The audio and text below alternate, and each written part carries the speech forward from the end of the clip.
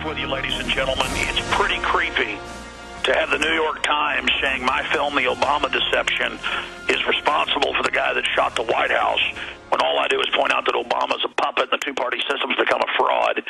Or that Forbes has come out and blamed myself and Gerald Celente, saying we're going to cause runs on banks when mega brokerage firms are taking people's private accounts, and CNN admits it's destroying confidence.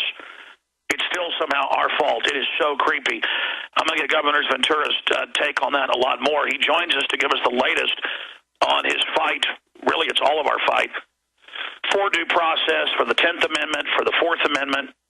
With the TSA now expanding out, they have announced, and I did confirm, we got a tip last week, they are going to be in Mall of America starting next February.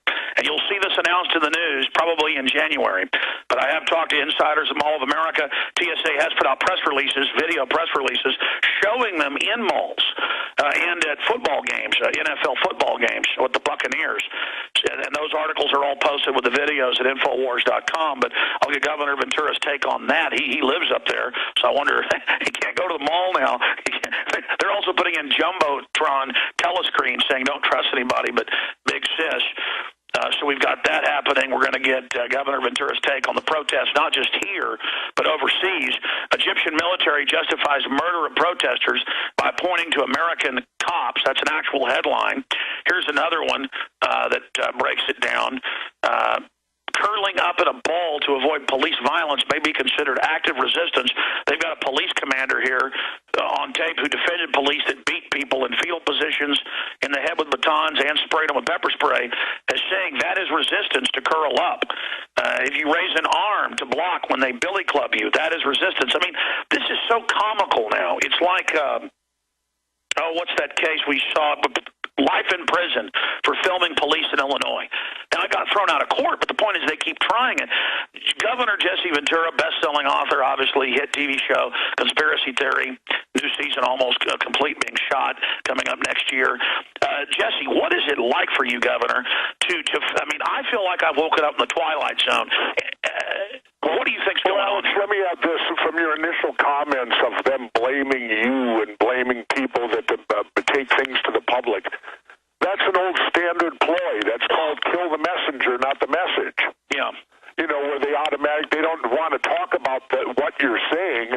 They just want to go after you for saying it. And that's a typical ploy. And, you know, I don't know. I'd like to think people are smarter than that. I'd like to think people see through nonsense like that, where when there is a whistleblower, when they attack a whistleblower, well, if there was no information to give, there wouldn't be whistleblowers. If there wasn't bad things going on, there wouldn't be whistleblowers. So, you know, just buckle up on that. That's the old standard ploy, kill the messenger, not the message, and how they can possibly blame you and people like you who simply, you know, put out information. Hey, if your information's untrue, well, then it'll be untrue and it'll come out through the wash being untrue. But if it is true, then how can, you know, I wouldn't worry about it. No, I agree, Governor, but it's just like the national media turned it around against you when you stood up for our 10th and 4th Amendment. When you did what you did, they pretty much unanimously attacked you because they know over 90% of people agree with you. They're scared. Even if they make us respond, they now get us off the offensive and exposing them. I agree. It's just still totally creepy and weird that, you know, headline, Forbes magazine, talk show host Alex Jones and guest call for bank runs. No, we pointed out that they've taken now over $1.2 billion of people's private accounts at MF Global, with the former New Jersey governor Corzine running it, and Goldman Sachs and all them involved. And then you come out and talk about it and say, boy, I guess your money's not safe in the bank. And then they turn it around. It just shows they have nothing but contempt for the public. And I agree with you, Governor. I think people are starting to wake up. I think people are really starting to see through it because the baloney has gotten so thick. I don't know. I'd like to hope so. But, you know, I'm doing a lot of interviews again dealing with my court case. And I'm still getting a lot of resistance of people with this attitude, well, we haven't been attacked now in 10 years, so it's a good thing what they're doing at airports. It's a good thing that we're frisking down 95-year-old women and taking their depends. It's a good thing when we're grabbing in the crotches of little children because, after all, it's keeping us all safe. and we haven't been attacked again.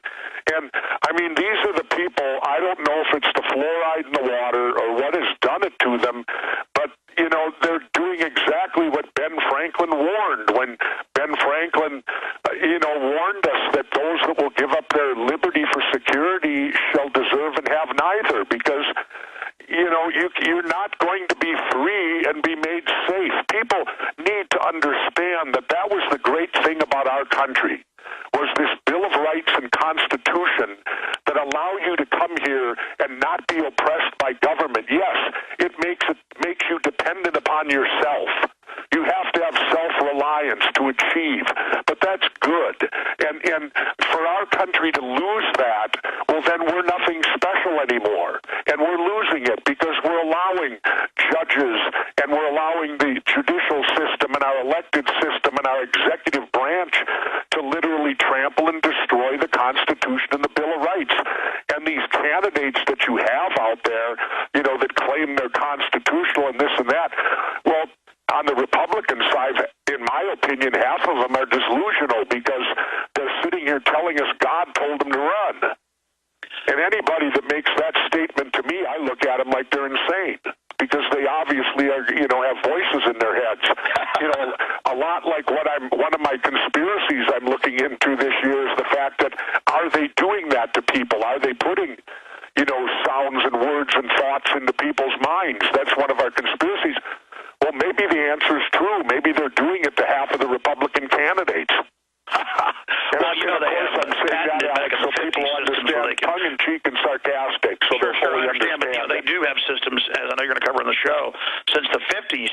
In Japan, they have Coke machines, soft drink machines that actually broadcast directly to the inner ear, and it turns out governments have used those in tests to try to drive people crazy. But the public's in a trance, and some of them that have woken up feel powerless. So they go ahead and say, who cares? In fact, I'll briefly tell you a story. I was at the Grand Canyon yesterday, Governor, and 14 years ago I'd been there and shown how our land had been signed over to the UN as collateral to the big banks, just like they've done in Greece and places. So I went back to the visitor center to show the plaque. They've torn down the old visitor center, built a giant sprawling complex, but there's the plaque still. And I start shooting a video. 1 minute in, a guy walks up with a blues windbreaker on with American flags and stuff all over it. And he stops. There's nobody around me. I'm out there in the parking lot. He stops while I'm shooting a video 1 minute in. It's up on YouTube right now. And he says, hold on, honey. I got to see what this guy's saying. And then he goes, oh, this guy needs to shut up. I want to take a photo of this. And he steps in front of me because he didn't like hearing me talk about the UN and the global banks. He didn't want to believe that America was in trouble. He saw me as unpatriotic for wanting to defend my country. He thinks patriotism is just being a mindless idiot. What'd you say, Gov? I said he believes patriotism is going along to get along. Yes, that's it. And that's the worst thing. I mean, Tom Jefferson told us dissension is the greatest form of patriotism. I can tell you, in all my experience of being a mayor and a governor, they govern best when the public participates. They govern best when the public criticizes and puts them under the microscope. They govern worst when they're allowed to do what they want and the public becomes apathetic and the public doesn't care. That's when you will get your worst government. You get your best government when you hold their feet to the fire. And people better wake up to that. If they throw their hands up in the air and say, well, there's nothing I can do about it, well, that's exactly the reaction that they want you to do. You're playing right into their game when you do that. I saw a film a few months ago called The Conspirators, and it's basically a true story by Robert Redford about the trial after the killing of Lincoln at the Ford Theater. And I forget the name of the briefing, but callers have made that point. It's not popping in my head in a minute. But there is a system, and it's shown at the end of the film, Governor, where they go ahead and Stanton, the Secretary of Defense or War, goes ahead and orders the woman executed, even though she's been found not guilty by the military tribunal. And basically it's kicked up past the tribunal to a higher judge to call for another trial, but Stanton ignores that and hangs her. But they have the term there, and I looked it up in federal law. There is a way, even if that judge sat on that and claimed that your lawyer can kick it up and force the tribunal to at least respond to it and say they'll hear it or not, and then put something public on the record. Has your lawyer talked about that? No, because it's a catch-22, because there's also something they don't tell you in my case. The day you file the lawsuit, you have 60 days in which to appeal it. Well, the judge sat on it for 6 months before she had the hearing, and then 3 more months before she ruled on it. So if I take it to the Court of Appeals, it gives them the perfect way out. All they have to do then is rule, well, the statute of limitations ran out. Incredible, but I mean, I think it's 2 years. That was only like a year and a half ago. You can't win either way. The point is, Alex, the bottom line is this. Our government does not respect us, the citizens, enough to allow us to make a decision on what's constitutional and what is not. You're right. They do not want any constitutional issue going before a jury because they cannot control a jury. And if a jury rules in the favor in my case, well, that could open up Pandora's box on them, because then there would be a precedence in court. So the easiest way to defend that is through what they call this administrative law ruling. Yes, sir. Stay there. Which was back in the days of Woodrow Wilson, when he wanted to bring in the damn Federal Reserve. Stay there, Gov. We're going to get into a host of other issues with former Minnesota Governor Jesse Ventura. You can get his best-selling book that's amazing, 63 Documents the Government Doesn't Want You to Read, at Infowars.com or bookstores everywhere. And by the way, Governor, you've also got your own site. We'll plug that here in a moment. But the governor hit something key. When I was flying out of Las Vegas a month ago, when I was out there shooting some interviews and doing some investigations with Ventura, with Jesse, when I'm flying out, they had me in the business class, so I got to go to the short line. But everybody's body scanned at that one. I didn't know that. So I, come out on the other end of the trap, and I say, I'm not body scanning. So they call me over. I start telling them that's going to give you cancer. They're like, no, it isn't.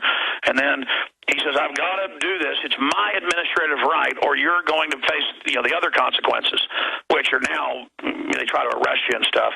And I said, well, I do this under distress. And he goes, it's my administrative right, as the gropelage began.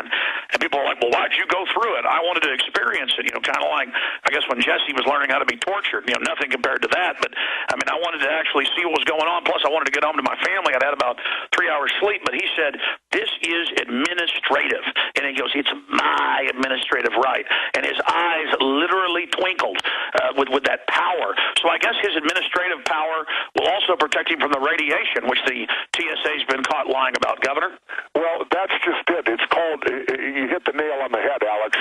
I learned from my court case, it's called an administrative law ruling. And it was back in the days of Woodrow Wilson when they created the Federal Reserve. As we all know, our Constitution clearly states there will be no central bank. So the way they looped that was Wilson back then created these administrative law rulings that the president does. And apparently our courts have let them stand up to where they loop the Constitution and the Bill of Rights. And that's how TSA is able to do, and this guy's able to say that to you, because what happened was George Bush did the same thing in creating the TSA. He did it under a presidential thing where he signs it, and therefore it makes it exempt from the Bill of Rights or the Constitution. It allows it to loop the law. It's called an administrative law ruling. And that's exactly the essence of my court case of why I am not allowed to go to court to determine whether my Fourth Amendment rights are being violated. Yeah, because and here's all they do. The Congress then passes this and gives the TSA the ruling of, okay, go make our airports safe. Well, when they give them that instruction, that means they got carte blanche. They can do anything they want to do to allegedly make the airport safe, and you have no control, you have no Constitution or Bill of Rights protection at airports, and then the other thing that's unique about it is, like it was stated by my attorney, and here's another interesting thing, Alex. When they rule against you, as what federal Judge Nelson did to me, they don't even